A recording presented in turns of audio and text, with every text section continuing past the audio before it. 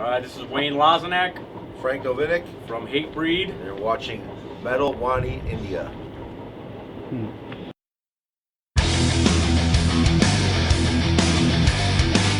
Well, Fernando in London today, Impericon Festival. Thanks Wayne and Frank to be with us today. Thank you. So you're in the middle of your small run, Impericon Festival tour in Europe. So how has it been so far? Good. It's good to be back on the road. It's been a long time. Yeah. We haven't played since November, so a little rusty, but But we jumped right back in like it was nothing. We thought we were going to be rusty. we have new songs now too, so it's makes it even nicer for us. Yeah, it's always good to play new songs. Indeed. So back in the UK, guys, London is kind of your house. I would say your home anyway. The crowd is very strong always for you. So how excited are you about tonight's show?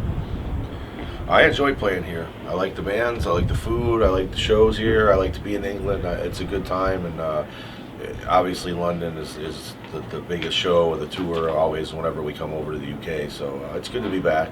We'll see a lot of friends here too, always come up, so the guest list is pretty full. So. Right. So you're about to unleash the 7th studio album, The Concrete Confessional. Just as on Pissed, it's aggressive, trash, just another amazing classic HATEBREED album. So how many songs are we gonna hear today? Today, 2. Only 2, yeah? Yeah, that's it. Well, the album's not out yet, so Yeah.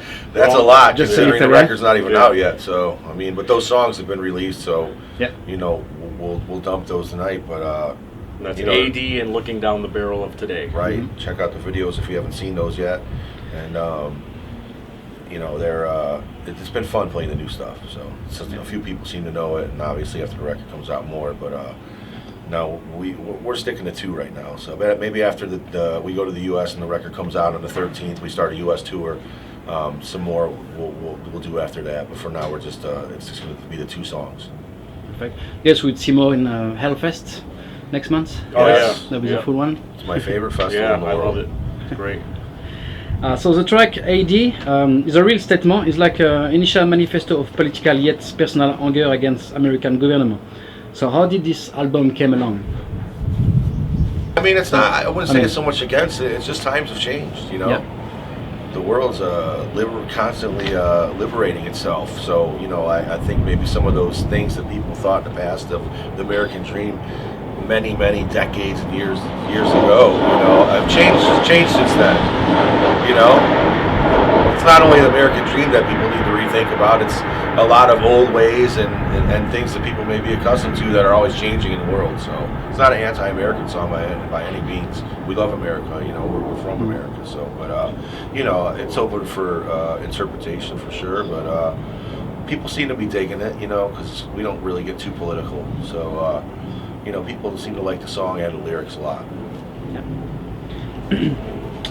Since we're talking about U.S. government, the current political state is really bad. So what's your take on Donald Trump? We don't get involved in politics like that, you know. I mean, people can like whoever they want. I don't hold it against anybody for who they vote for, you know. I don't judge that. You can't judge anybody by things like that. Music they listen to, who they vote for, or whatever. You know, people are people at the end of the day, so. Can't always trust the politicians anyway. They're just saying what they just to get the votes. Nothing's so in their party, you know, whatever they can do. Nothing's in America. Nothing changes when whoever is the president gets in the White House anyway. So what the hell's the difference? Can't believe most of them anyway. So the music video from Looking Down the Barrel of Today was released like a week ago. Yep. So it clearly reflects how metal has been a driving force for people who got shit in life. It's one of the important factors as a source of inspiration to fight and continue. So has HATEBREED captured down the new album?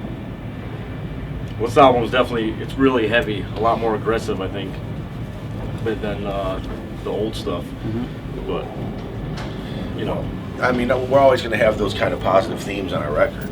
I mean, that's what the band's about, really. I mean, coming from the hardcore scene where you're more used to or consistently have lyrics that are more of a positive vibe.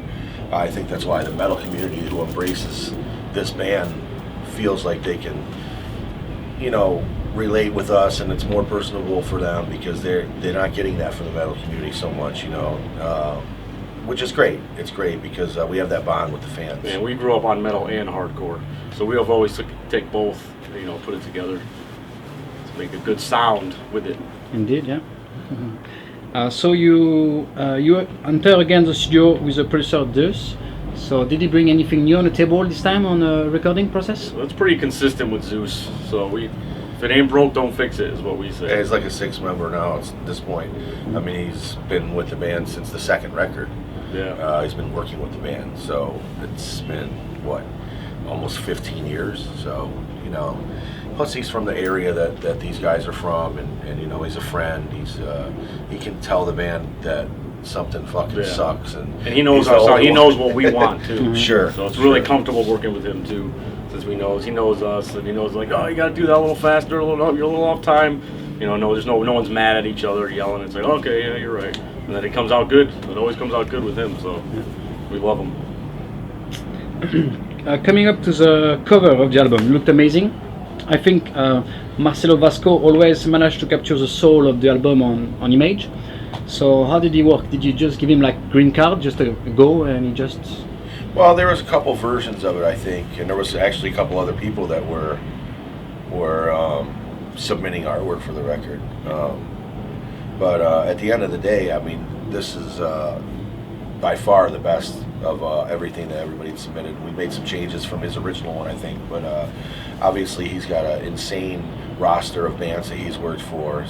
Bands like Slayer, even the small down to Marauder, like, and everything in between. So, it's good to work with him. It's good when you can be having so many records out, and for your 7th album, be able to do something awesome and go to somebody like, Marcelo and have him make something like this for us. So after the tour, you guys are heading back to the US for a strong tour package in company of Devil Driver and Devil Yep. So this should be quite fun for the fan. So what are the plans for the rest of the year after that? We actually, Devil You Know is only on part of it, and then they drop off, and then Act of Defiance comes on. So that should be good too. Guys from Megadeth and Shadows Fall. I don't know if you've heard them yet. No, actually. That's good. Well, after that tour's over, we go home from this, and that tour starts like 5 days later, 6 days later, and then it's funny. We go out on that for a month, and then 2 days after that U.S. tour ends, we come back to Europe, and then we have some shows. It's just 3 shows. We come back for 3 shows, and then go right back, and then we go home, and then come back to Europe again because it's festival time, obviously in Europe and UK and just over here in general. We spend a lot of time over here in the summer playing festivals. Yeah.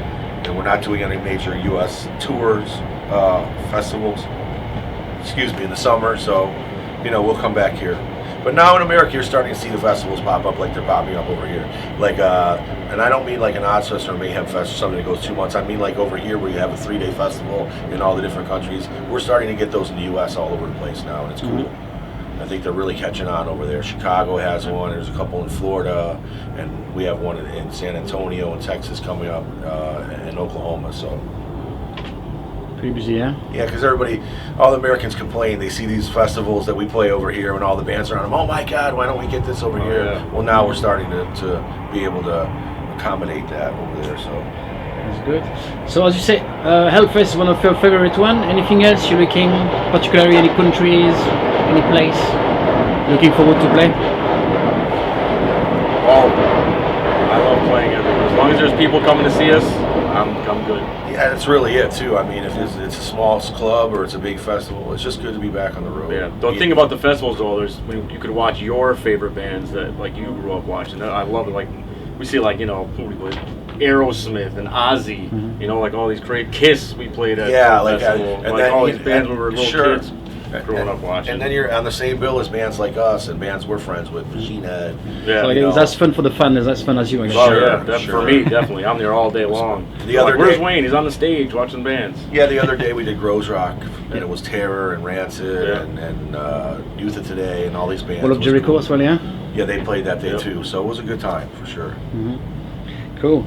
To finish off, could you define the sound of the new album in one sentence? Aggressive, heavy music for your ears. Perfect. Anything to say? I would say it's what you would expect from HATEBREED with some fresh air blown into the balloon. There you go. Good one, Frank. Cool, guys. Thank you very much for your time. Thank you.